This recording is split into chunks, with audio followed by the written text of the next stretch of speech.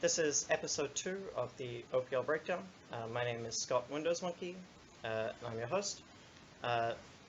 So, as everybody knows, last week the OPL Finals came to an end, and we did a show about the Gauntlet and the OPL Finals. So, as Oceania has hit the mid-season, we're going to take this opportunity to perhaps talk about some of the things which happened behind the scenes in Oceania a bit. As well as perhaps at the end doing a brief bit on the OPL Finals and Gauntlet with a new guest with a fresh perspective. So the theme for tonight is going to be the Tainted Minds drama, which has occurred, and the competitive ruling around that. So the guest that we have on tonight is the ex-Tainted Minds AD carry, Cake. So yeah, I don't know if you want to say hi. Hi, thanks for having me on the show. Really excited. I watched most of the first episode and really enjoyed it. Oh, awesome. Thanks for coming on. So just for a bit of background on Cake, for anybody who perhaps doesn't know from Oceania, or if you're watching from overseas, Cake was an import to Oceania, one of the first. So Cake was recruited by Tainted Minds Fasfi, and the coach that was going to be working for Tainted Minds, who was also imported in Era. So Cake was really high ranked on the NA solo queue ladder, and tipped as somebody to be going competitive in the next year. So they recruited him to come over to Oceania and built sort of a super team with a mix of some of Oceania's best players and the imports. While Cake was in Oceania, he spent most of his time as rank 1 on the solo queue ladder in spite of some internet issues that they might have been having. So yeah, is there anything else that I've missed about you? Not really. I think that's a pretty good introduction. Awesome. Okay, so we'll move on to the first topic for tonight. So the first topic that I wanted to go through was sort of putting all of the Tainted Minds drama aside, just for the beginning, and just talking about your arrival in Australia, your expectations, and just some of the time spent here, because I want to really give the viewers an idea of what you missed out on by not being able to play out the split in Oceania and not being able to finish it out. So, well. I mean, I can just say my impressions. I guess outside of like everything esports related, I really enjoyed living in Australia. It was pretty different, like temperature-wise, because when I left, it was like snowing here, and then I just arrived there and it's like 30-40 degrees or something. So it's definitely a big change, but overall, I kind of enjoyed this living in Australia. Right. Did you get along really well with all your teammates? Yeah, actually, yeah, the team environment was really good. Fasfi and Nick are both really hard workers.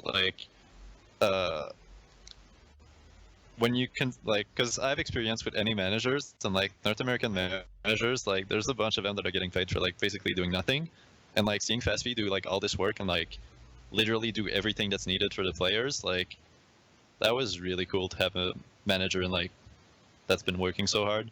And I had a good relationship with Nick, the coach. I've worked with him a little bit before.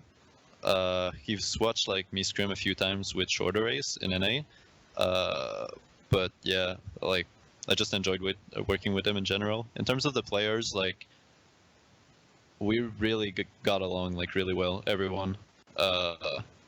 We were improving really fast at the start, even though we had a bunch of issues, but really enjoyed working with every one of them, and I would work with any one of them in the future if the opportunity is there. So yeah, I mean, I heard a lot of really good things, because obviously at the end of Split 2 I just stopped coaching, and all of these people were telling me oh, this Tainted Mind team, they're gonna win Oceania, they're gonna be the best team. So I heard a lot of that from coaches and stuff in the scene.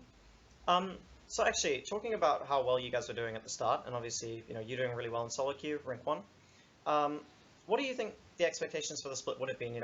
Some of those issues that we're going to talk about later on that prevented you guys from playing would have occurred. Do you guys think you could have won the region? For first split, I don't know if we would have won. I think we would have. I'm pretty sure we would have been top 3 this split. But I definitely think that we had a good shot at winning second split, because the goal for my perspective and Ryan's perspective was just going to O's to go to Worlds. If you don't go with that objective, then it's just not worth it to go to Oceania, like in terms of money for situations. But I definitely think that like for second split we could have won, and even first split, but the goal was second split, I guess. Right. So we didn't care that much about the first split. Right. Okay. So you think that in first and second split, like it would have been top 3 finish into a win. So the goal was to win the region by the end of the year. Yeah, like our practice wasn't based to have immediate results. We were practicing like stuff that wouldn't, like, for example, we spent like a week or a week and a half just getting working on a swap play. So for example, if your bot lane has priority, you just recall, you send your bot lane top, you get your jungle to get mid priority, and you just 5-man top. And since your bot lane has priority, if the opposing team doesn't react, you just 5-man dive and get top tower, so you get a huge lead. We spent like literally a week screwing up that dive like over and over until we learned like actually the steps on how to do it properly. And like so yeah, like that was the mindset we had when practicing. It wasn't like, oh, just pick like strong stuff and win early game and stuff. We just wanted like our macro down and have like a clear idea on how to play the game, I guess. I had actually heard a lot about that swap. That was probably the most talked about thing during the off season. It would be yeah, Tainted Minds do this thing where they just shove out their bot lane, walk top, and dive our top laner, which we actually ended up seeing in the OPL quite a bit. So it's actually really funny that you mentioned that, because like I wasn't working with any teams at the time, but I heard a lot about it. Yeah, it's definitely interesting. In terms of the strategy of, I guess, obviously you guys bringing a coach from NA, which might have had a bit more experience, like the strategy of the Oceanic teams compared to, I guess, what you guys were looking to bring to the table. Do you guys think you guys were ahead of the curve? I mean, for that specifically, yeah, because we didn't see anyone do it, and then we went there, we started it. I don't know which team we were playing against that we were screaming a lot. Might have been Legacy. We just spammed that strat for like forever, and then the week after we start seeing other teams trying it and like screwing it up as we were screwing it up the week before. So definitely think like a lot of team started taking macro a lot more seriously. And yeah, that plays an example of it. Yeah, I guess if one team's starting to use really good macro and get ahead, then the other teams kind of have to start doing it in order to not fall really far behind. Yeah. So I guess that's still improving, I guess, the region as a whole at the same time as looking to win it yourselves. Okay, so we've gotten some context on how things were like. You guys were looking to win the split. You guys were confident that you could have, not the split, sorry, the year.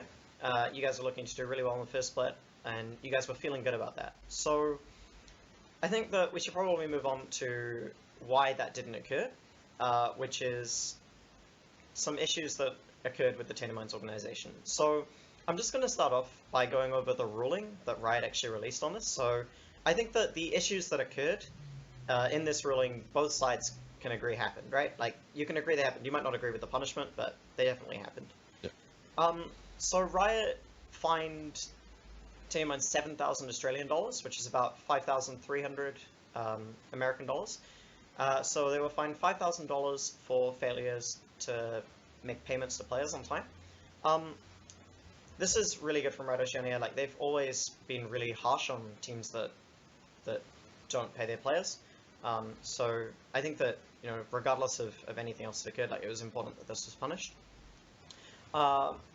And then $2,000 for not providing the computers that were promised in players' contracts. So in addition to this, there were a couple of other things. So they acknowledged that the communication from Tainted Minds was poor, but they didn't really punish it at all.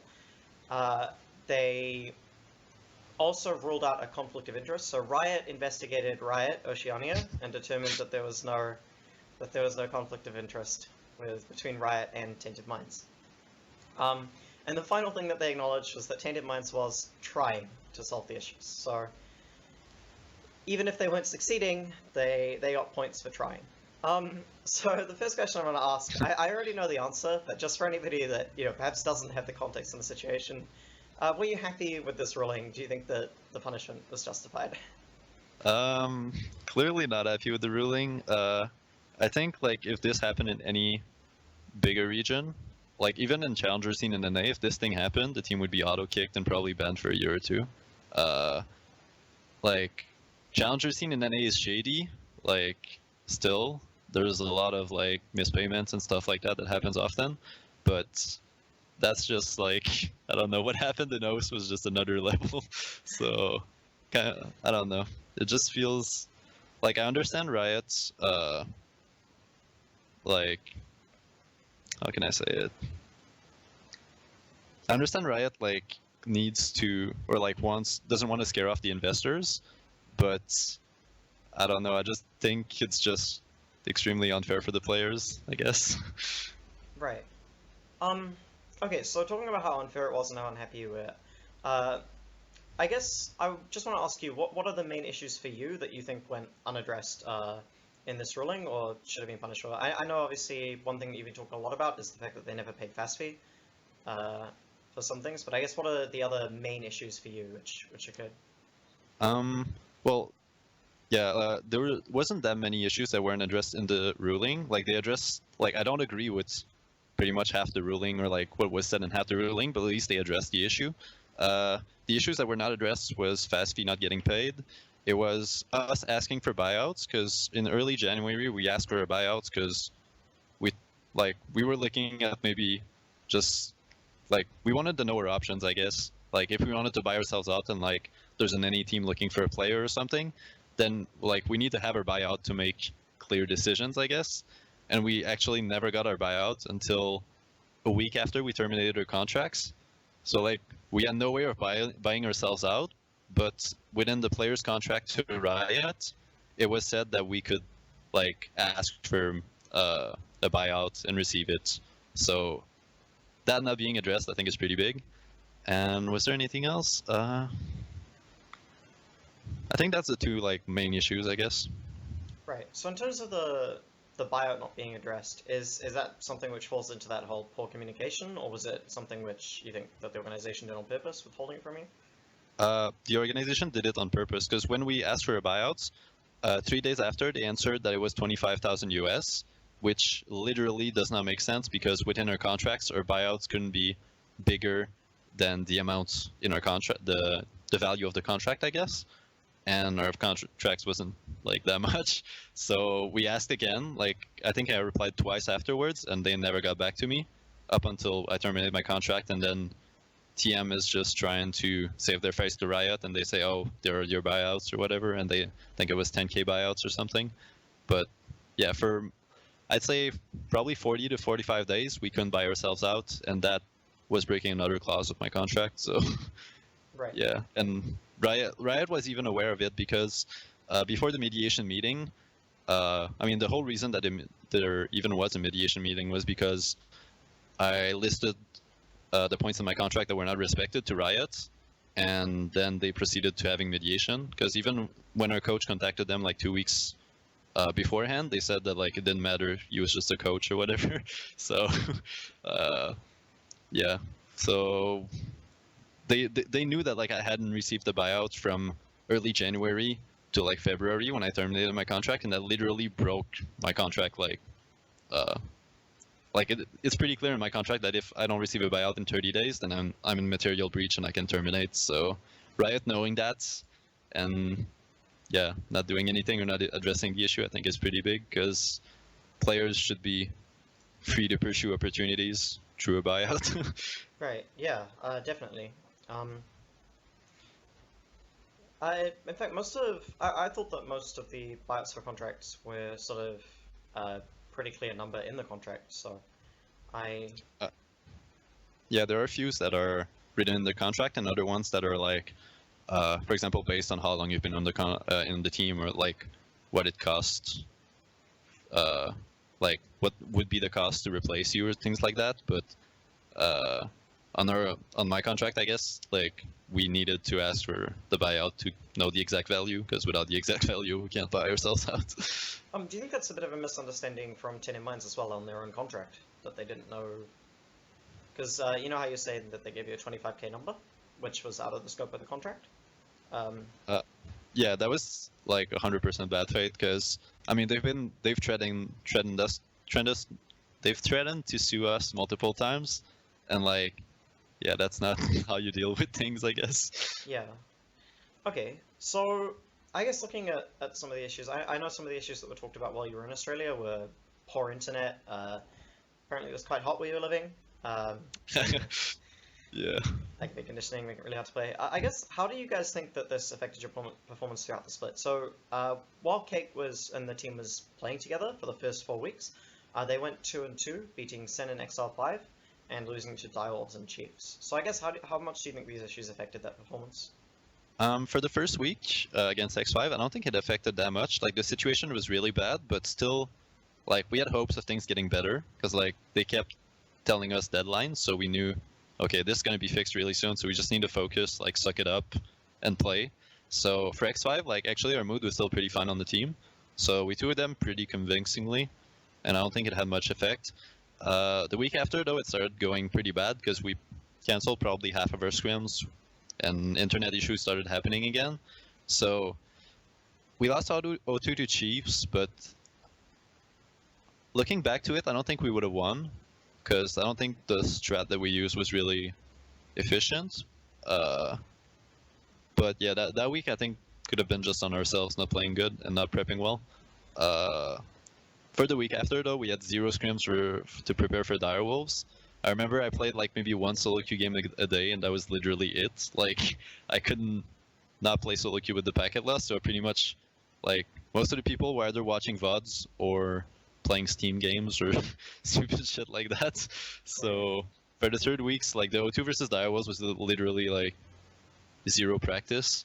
For the last game versus Sin, I went in pretty sure that we were gonna get O2'd, but for like Shorter Ace didn't want to lose to Juves, so he just worked really hard, like looking at his like Juves VOD and like looking through pathing and everything, because he really didn't want to lose. Well, I was like just sure we were gonna get O2'd, and we knew Sin was like the ARAM team or whatever, so we just picked the stupidest hard engage and like hoped that it worked out, and somehow it just worked out. So definitely didn't think that we were gonna win versus Sin, but yeah, we didn't have practice from pretty much the week 2 and onwards, so it was just pretty much solo queue-ish. I guess that is a pretty impressive win to pick up as well, because I think that the performances in this split has kind of shown that they're not really a team that gets run over. Although even though they did the different mid laner at that point in time. Yeah. Yeah. Okay. Oh, sorry. Did you have something else? Oh no, go ahead. Okay. So, I guess the next question would be, so looking at how these issues affected your performance, and I guess some of the issues that you think that, even though they were addressed, they were punished for. What do you think an appropriate punishment for the organization would be? I know you said before, any other region they would be banned from the league. Is that what should happen here? I mean, if they don't want, like, I could understand Riot not wanting to ban teams from the league anymore. Like, from a outside point of view, like for investors, it's really scary that you can just lose your investment. But if your ruling is less than account sharing or less than like other stupid stuff like that, it just doesn't make sense at all. I understand it's a, like, I guess, smaller regions in terms of League of Legends compared to NA, but still, like, the way you're treated doesn't matter. It doesn't matter the region pretty much. Like, it should be, all the rulings should be based on like the actual facts of what happens and like the actual punishments that should be, I guess. Right. So you think that this was just, I guess, some inconsistency in order to like protect the investors? Yeah, I think that's the message that Riot wants to send through. But yeah, most of the ruling has been really inconsistent. Like, especially, I mean, when you look at Chiefs getting banned 2 week and like Claire getting banned 2 week, like they account shared, and when me and Shorter Race did the same thing in NA, we got all our accounts permabanned, and all the players that were playing pro at the time that were hit by like that ban wave got like a 3 months or something. And so it feels pretty weird to like literally do the same thing. I account shared for a week and I lost 4 accounts. So to see people like keep their accounts and just get a 2-week ban and get away with it seems really inconsistent to me. Especially in the Schernfire case, where it was his second offense, and in his first offense, it was saying he was going to get perma banned if it happened again. So, yeah, like Riot's ruling have always been inconsistent, but some cases are more inconsistent than others, I guess. Right. Okay, actually, yeah, mentioning a ban wave, just kind of going off on a tangent a bit, did you follow the big OCS ban wave that occurred? I followed the first. I remember there was the first one, the like 40% of the players got banned, and then I remember I think Regicide got banned twice afterwards, or like players got banned twice. Yeah, yep, they did. Yeah, I kind of followed it. I found the ruling pretty stupid. Right. Because in the ruling, I remember it was said that if Regicide would sign any player that that gets caught by a ruling again, or like before the match, that they wouldn't get the chance to play in promotion tournament. But Regicide has absolutely no way of knowing if their players are eligible. Like, if you're an organization and you ask a player, "Are you eligible? Like, have you boosted?" The player is 100% gonna say no, like no matter what. So like, the organizations needs Riot to like clear the players, and I don't know. That ruling was just big sack of shit to me. I'm not gonna lie. Right. I mean, that's perfectly fine. So, yeah, actually, that was something which was talked about a little bit on the last show. Was organizations kind of having the plausible deniability when it comes to bans like that. But a lot of people were telling the organization that the players were elo boosters, and it was pretty obvious in many ways. So, I think at that point, can you perhaps look to blame the organization? It'd be like if an NA team picked up like what Tyler won. Like, it's pretty obvious what's going to happen, right? I mean, yeah, it could be obvious, but still, like, I don't know. If, for example, things happen with Tainted Minds and Tainted Minds just looks up for players, like Tainted Minds is a COD team, so they wouldn't understand anything about League or like know much of the stuff about League. Yeah, you can have other outsiders tell players that like, or tell the org that like the players are not eligible, but you still need Riot to like step in and do the work. Like, I feel like Riot just doesn't do behavior checks properly. Right. Okay. Well, I mean, they generally find out the problems, right? It just takes Yeah, it like, just takes a while. yeah. And then you get to play like 3-4 weeks with a roster which is ineligible, and then you qualify for OPL on it. So Yeah. it's extreme. Anyways, Interesting. I actually had a question which I missed before, which I really wanted to ask you about after that Sin victory. So after the Sin victory, I guess I want to kind of get in a mood, because was it the day after you guys said that you were all leaving? Yeah, we left the day after. So I guess what was the mood with the team? Like, were you guys really happy with the win? Like, was it a sad moment? No, actually, like, we were we were joking about disbanding like so long ago. From week 1, like we were already doing like jokes about disbanding, and then I think like after week 3, after the loss against Direwolves, everyone knew it was kind of getting over, especially after FastV got terminated. Like they wanted to shift most of the work of FastV on Nick, but like Nick needs to coach. He needs to like be 100% on the game. Like we don't want our coaches to become a manager, so we kind of knew things were going to end pretty soon. So we just played the game like pretty much to have fun. Like I played Quinn, he played Praedyth played Talon. We played a bunch of stuff. We knew it was over, so we were just like we weren't sad that it was over because we knew it was coming like for a while. We were just happy to like get the win, I guess, and we had a lot of fun playing that last game together. So Right. yeah, it was pretty fun. We were kind of happy overall, I guess, just to get the win. Yeah, I mean, I suppose if you guys kind of knew that was going to be your last game together, and you made it a victory, I guess that's kind of something cool to look back on. Yeah. So talking about FastV getting terminated and moving a lot of the workload onto Nick, I guess what were the interactions between the player and the organization, like between you as a player and the organization? Like, did you have many interactions with anybody from the organization, or did everything go through either FastV or through Nick? At the start, they wanted everything to go through FastV, so we were sending everything through FastV. And then once we started realizing that like nothing was getting fixed, like by going through FastV, and like we would ask question to FastV, and they're like, and she's like, yeah, I talked to them about that. I haven't received an answer. So we started going to like talking to them directly in a Skype chat.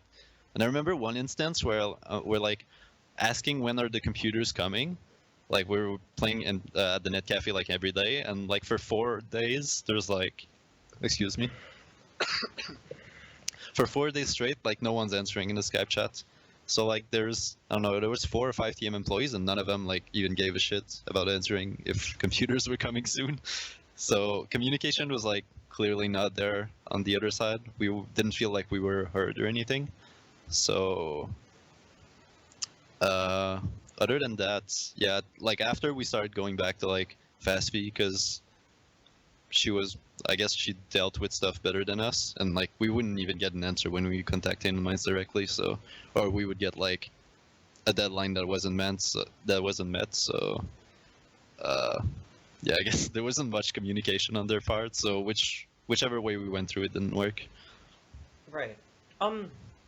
So I guess we talked a little bit about like the issues that are good now, but also like mentioning before where we talked about what you guys lost is like top 3 or finishing first in the second split. I mean, the Tainted Minds organization lost that as well, right?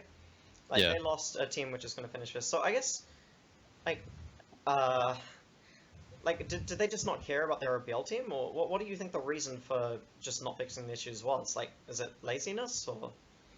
I think like I definitely think them importing us, like they didn't want to just fuck us over, but I definitely think for the first month and like month or 2, they didn't do what was needed. Like I think it was just lazy, or like they weren't organized enough to do stuff that was needed. After like we terminated, then it was clearly like them wanting to fuck us over by keeping us in contract prison. But beforehand, I think they were just lazy and like unresponsible. But I don't think they had bad intentions, because it wouldn't make sense to me, I guess. Right. Okay, and I guess the final question I have on this topic, before we can move on to the next one, is... So for anybody that doesn't know, 4 players left Tainted Minds. So the support, Rosie, AD Carry, Cake, mid laner, Choo-Choos, and the jungler Short Race. There was one player that stayed behind, which was Praedyth. I guess, what was the conversation like with him? Like, why do you think he stayed, and like, did that affect anybody's relationship with him? No, we're all still pretty good friends with him. I think the reason he stayed is because he's just happy to like play in OPL. I don't think he realizes his true value as a player, I guess. Maybe he wasn't confident in like finding a team after, but I definitely think he's like a top 4 OPL top laner. So like maybe he just wasn't confident in finding another team. That's probably the answer, I guess. Right, okay. Okay, so I guess the next topic that we have is moving forwards from now.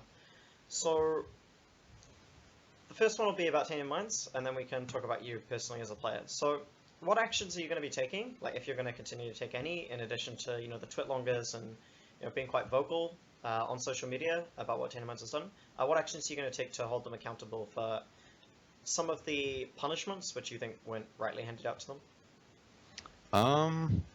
As of right now, I'm not quite sure. I'm kind of focused on like tournaments coming up and like what I'll be doing for next split. But definitely after I figure what I would do personally, I might consider taking other actions towards Tainted Minds. I'm not 100% sure on that yet, so still evaluating my options. Right, okay. Yeah, so I guess talking about your own personal options, I guess what are you up to at the moment, and what is your hopes for the future for yourself in League? Right now I'm playing NACS Open qualifiers. We're currently gonna play round 4 next weekend. The roster is me, Shorter Ace, Slushy, Executioner Ken, and Sexy Ken.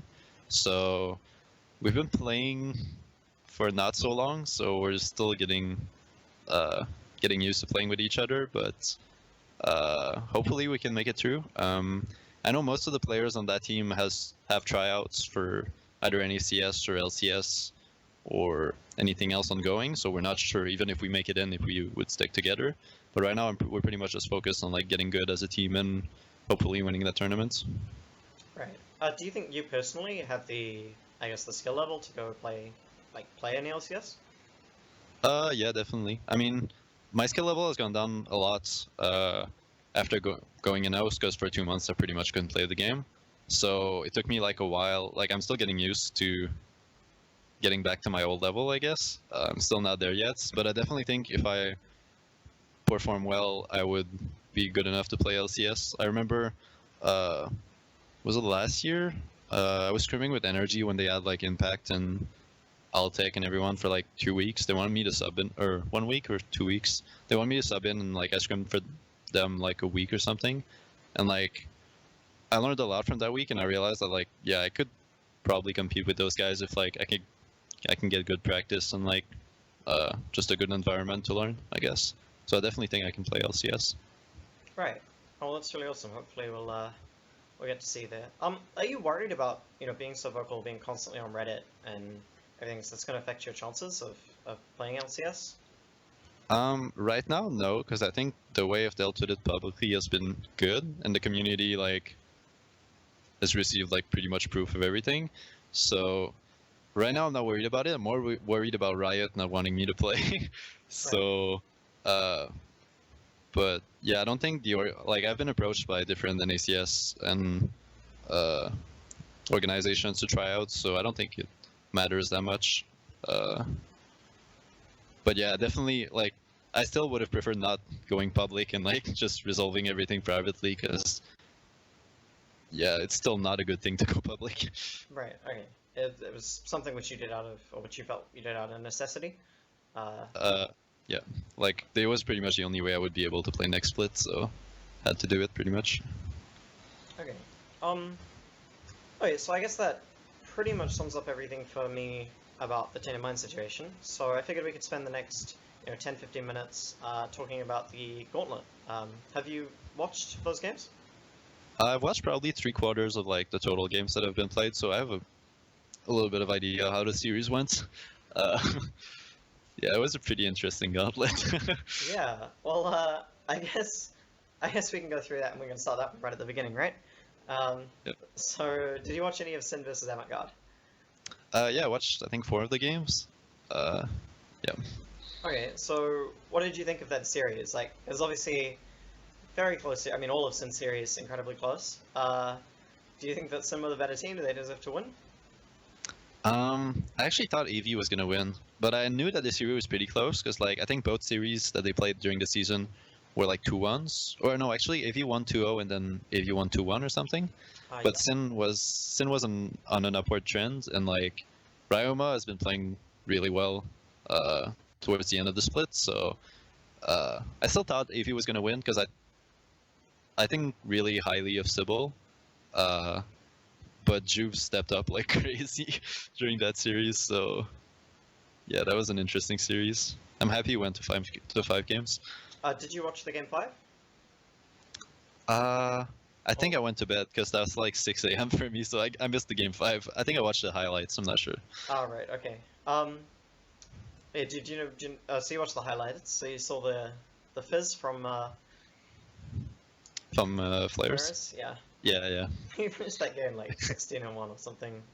Something ridiculous. Yeah, I had a similar prediction on AV, picking up that series as a 3-2. I thought it would be incredibly close. Yeah, I thought the mid laner, like for me it was more on the mid laner for AV Triple. I think Triple's an incredibly talented player, and I thought that, as long as the rest of his team doesn't fall too far behind, I felt he'd be able to carry. So yeah, I was semi-surprised. In terms of Sin's playstyle, like what would you explain to me their playstyle as, and do you think that it's a good way of playing the game?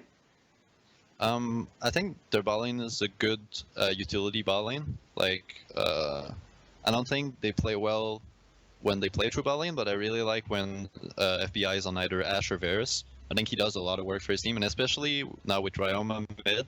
Like, I think Ryoma is a big carry, so switching FBI completely to utility, I think is really good.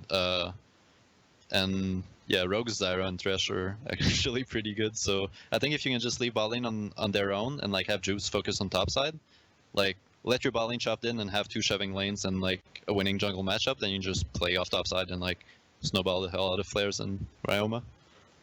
Right. Is it something which you really want to do with Thresh though? For me, I always thought when you play Thresh, you wanted to look to play around him.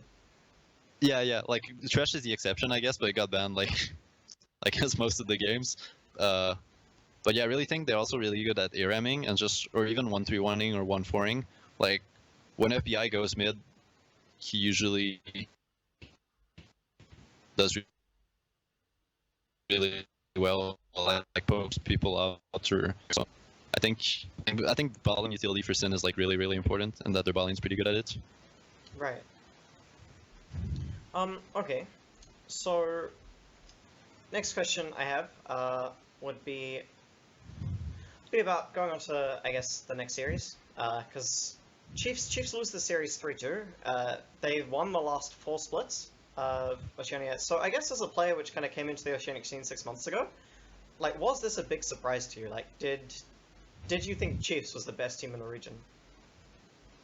I mean, they were for a while, but I knew that they weren't unbeatable because I remember watching before coming to OS. I was able to watch some of their scrims in NA, through friends. So I knew that like, I knew that Spooks could be a weakness on the team if he doesn't have like a good jungle matchup, and pretty much their team works through Swiffer. So if you can shut that down, then I don't think, like I think they're a pretty unidimensional team, I guess.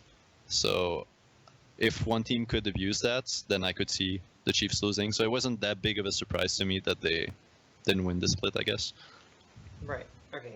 I guess in terms of the strengths and weaknesses of the Chiefs, you mentioned before if Spooks doesn't get a good jungle matchup, you know, relative to the Sin lineup that won, are there any other like roles where you would say that Sin had a big mismatch, or is it just about that stylistic factor? I think it's mostly stylistic because I think the bot lanes were pretty even. I think EJM underperformed a lot, but I think he's still like a really good support. Mid lane wise, I think they're both about the same skill level. I think mid laners in OS are like is the most stacked role. Like literally, when you at the start of the splits, I think Suman was starting for X5, and like that was the worst team in OPL, and this guy was like still good enough to compete with like everyone. Like the mid role is like crazy stacked to me, and even in OCS there was like Luke that played. I think he got banned though. Like who else? Yeah, like I think mid is like crazy stacked, and like every mid can like perform at a really high level. So yeah, mid lane matchup I think in OS like is pretty even overall. Like I expect anyone to like be able to beat anyone.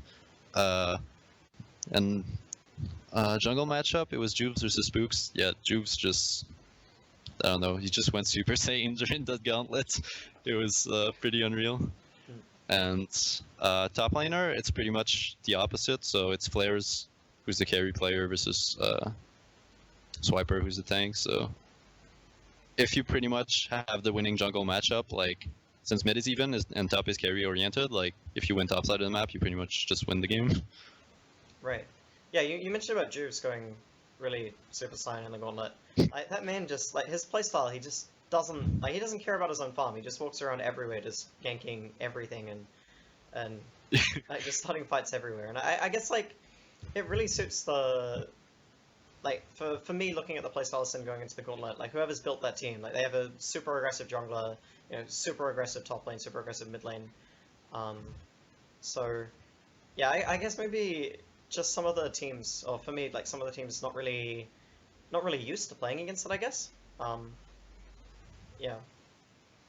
Okay. Do you think that the pick ban had anything to do with it? So I know that like Ejim played 5 games of Lulu, and you said that he had a poor performance. Do you think that had anything to do with like the coaching strategy from Chiefs? Sorry, the pick ban strategy from Chiefs, or on that? I remember they played. Wait, actually, I'm gonna look it up. No worries. Sin versus Ifs.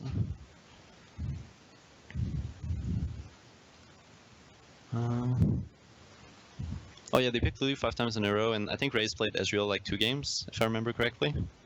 Yeah, I don't know. I don't think Lulu as a champion, like I think the champion is pretty good, but you kind of need to base your comp around it, because Lulu's gonna lose lane to like Karma, Nami, or like Zyra, stuff that can do like really aggressive stuff in lane.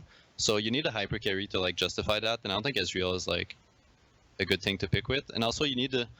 I really think if you pick Lulu on your team, you pretty much need to base all your comp around like protecting the ADC. Otherwise, I don't think the Lulu pick is kind of justified. Right.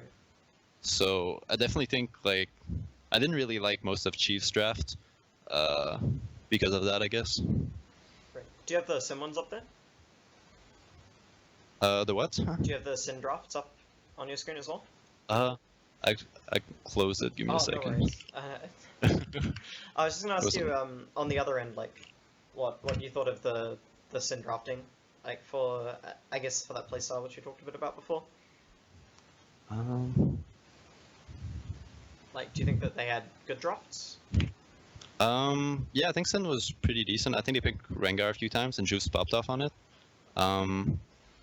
They played. Actually, were they able to play Thresh? I think they played one game of Thresh, game 1, right? I think so. Yeah. And then I think it got banned. Yeah, that game he just like Rogue just popped off. For the other games, what did they play? They played. Actually, I don't remember. I remember only the first 2 games. That's okay.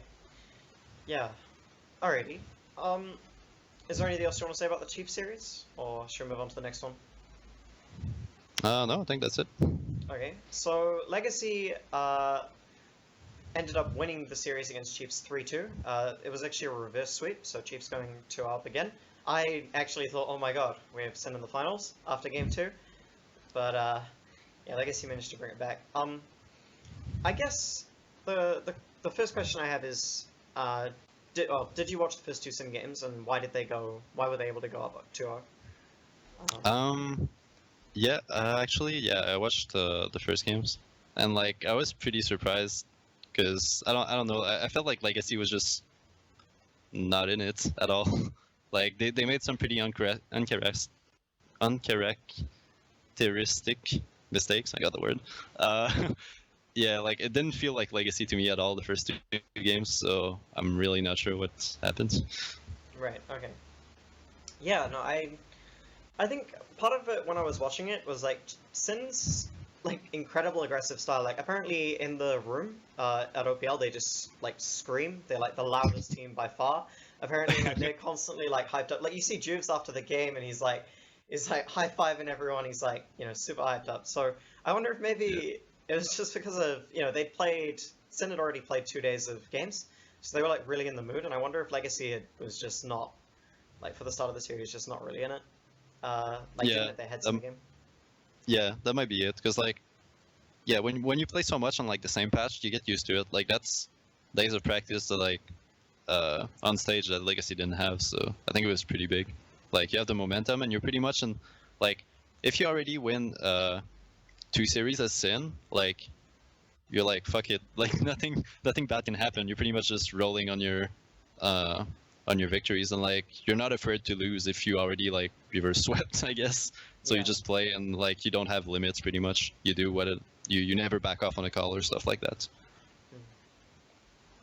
Yeah, I mean, it's incredibly impressive moment to watch. In terms of actually looking up to this point, because I feel like the finals happens a week later. What do you think of this gauntlet system having like 3 days, 3 games in a row? Like, do you think that it's a fair system? Do you think it's a good system? I would for a Gauntlet of a split, I would definitely say maybe like have a 2-day, like a 1-day or 2-day breaks between game, but definitely think for like a Gauntlet that would go to Worlds, for example. I think it should be different. I don't know, cause like I just remember watching LCK gauntlets like being day after day, and like teams just like rolling through the gauntlet and like having so much hype. I think it's good for the fans when it's like day after day, but I think for the players it should definitely like at least have a day break so they can prepare, or like have a day break for the team that just played. Right. So you think it's good for the viewerships, but not so great for the players. Yeah, pretty much. Do you think that impacts the strategy of the teams at all? Like, do they? Because I mean, technically, you'd have to prepare for all three teams, like that you could be versing, right?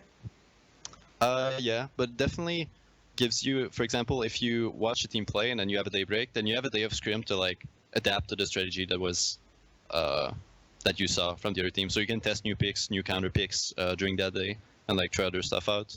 Uh, yeah. Okay. All right. So I guess the question I have, assuming you watched enough of the series, like why do you think Legacy was able to come back in this series and win it? Like, you know, the Chiefs don't win it. They lose game five. But what's the difference with Legacy? I don't know. I think it was just literally Sin being so close to ending it and then losing game three, and then they're like, "Oh, we literally like we're a nexus away from from winning the series." I don't know. Maybe the players that don't have like enough mental fortitude or anything. Uh, but I could see like the effects that like literally being a nexus away of winning, and then you're like, "Oh, I have to play another game," and like if they get started that game gets bad, then like I could see it affect the players, I guess. Right. Yeah. No. That definitely would have that definitely would have sucked a lot. Like, so close to going to finals. Um. Yeah. All right. Anything else in the Legacy series, or should we hop onto the finals? I think that was it. Alrighty. So the OPL finals. This was a 3-1 to Direwolves. I think this was quite a one-sided series. I think that Direwolves right now, the laning strengths is just incredible. Like, you look at that roster and you think like Destiny, King, Fantix, Shinfire, Jibbies, like all of those could be the best players in their role, right? Whereas Yeah. other teams have like one really good player or a couple of really good players and then a couple of weaker elements. Um, yeah, I guess. What's your thoughts on Direwolves? Did Legacy ever have a shot at winning the series? I was rooting for Legacy, but after game one, it was pretty clear to me that Dire was just like on another level. Their macro was improved a lot. Like when I arrived in Nose, I thought, okay, Dire Wolves are just like a team that wins through laning phase. Like they win lane and then they just group and like force fights and they team fight you like pretty much everywhere. But like recently, like they've showed that they can play macro pretty well. I remember one time where they like uh, I think they had TP disadvantage or something, and they were facing a Shen, and then they literally just send their bot lane top. So like, we're not gonna get dove bottom. We're just gonna like try and do stuff top instead. I think they get a like they got pressure off of that, and like that's small things, but like it's pretty smart play from them, and it shows that they're not only the like mechanical team that like wants to beat people mechanically, but they actually care about macro and want to improve macro wise. So uh, definitely think they've done a pretty good job that series. Hmm. Yeah, definitely the macro Direwolves over the course of the split improved a lot. Like we were scrimming towards the end, and like every time we scrim them, I'm like, oh, that's really cool. Like looking at some, I'm like, take a note. All right, guys, next game we're doing this. So yeah, no, it's great to scrim them. In terms of the game that Legacy did win, did you watch that one? I watched highlights of it, if I remember correctly. Right. Okay. Um, they they gave Lost Lucian, which was like or Lost played Lucian, sorry, which was really good. Did really well on it. And they ended up picking up the win with that one. Um, I guess something which I did want to ask is the what's the wording? So the meta which Legacy went into the series with, they seem to think that tank supports were really good for some reason. They played like tank supports pretty much all of the games, right? Like, what's your thoughts on this? Like, was it like where did they get this from? I think tank supports are okay, but you need to play around the ball lane. Otherwise, I don't think it's worth it. Because the way range versus melee support works bottom lane is pretty much range just shoves in and like get a lead. And if there's no jungle interaction, the ranged will always win. So if you pick I think they picked Trundle. I really didn't understand the Trundle pick at the end. Just don't see a way of picking.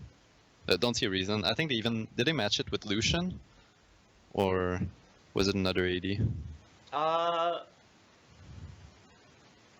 God, was it the? I know that they play like Nautilus Trundle. I think it was. Hang on, I can't pull up the thing because unfortunately. But yeah, I think it was Lucian. Yeah, like I definitely think if you want to pick Trundle, like picking Trundle pretty much means that like you're giving up on every bot lane pressure until the end of the game. Like you're never gonna shove in people. The only thing you can do is get a gank off, otherwise you're just shoved into tower, and you need the self-sufficient ADC to play with. And I don't think Lucian is self-sufficient at all. I could see like a Trundle Ezreal or like yeah, actually there's not that many ADC that would suit Trundle, but yeah, it didn't make sense to me at all to go for tank support and not play so much around the bot lane. Do you think that meta-wise that's actually a really poor decision as well? Because obviously, like, bottom tower has no, like, doesn't have the bonus armor and stuff in the early game. So giving up bot lane pressure, allowing the enemy bot lane to pretty much have free shove and free trade, is that like a really like poor read on the meta as well, a poor decision for the meta?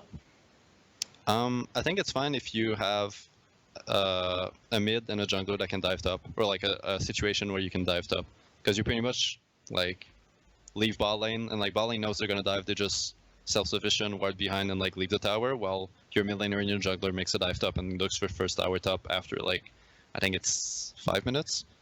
Like I could see that being a strategy, but otherwise I don't think melee supports are that good, unless the only situation I could see melee support being good is if they pick a melee support and you counter pick with a melee support, which shouldn't happen too often.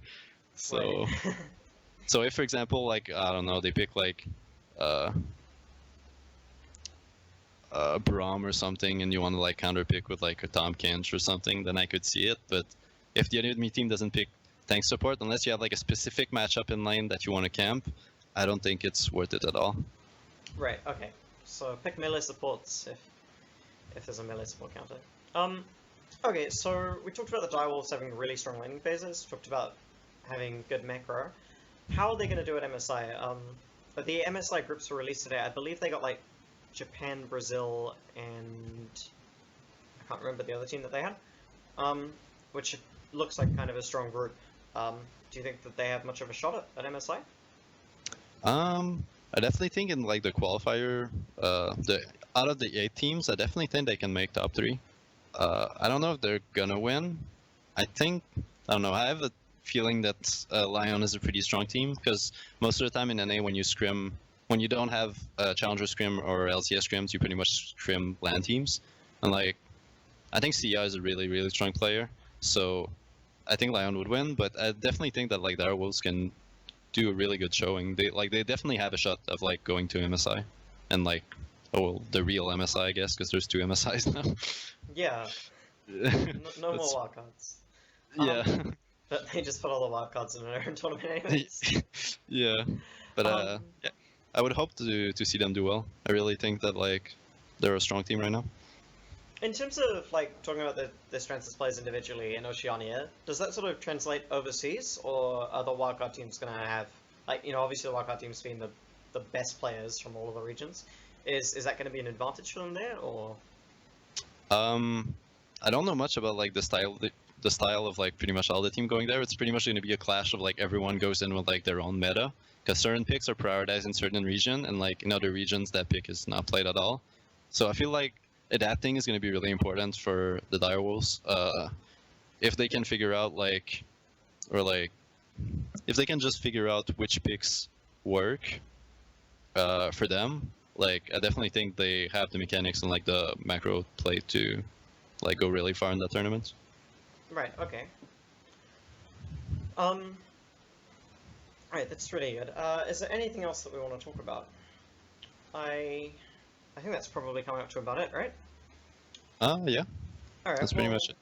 Thank you very much for coming on the show. It was really good, I guess, to give some of the Oceanic fans, almost made that one word, some insight into the Tainted Minds situation, and you know, just for people that maybe haven't heard about it before, as well as hearing your thoughts on the Gauntlet. It's really good to hear that you're keeping up with Oceania, and yeah, keeping up to date. That's really cool. I'm glad we had an impression.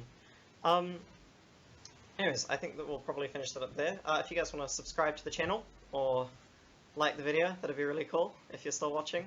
Alright,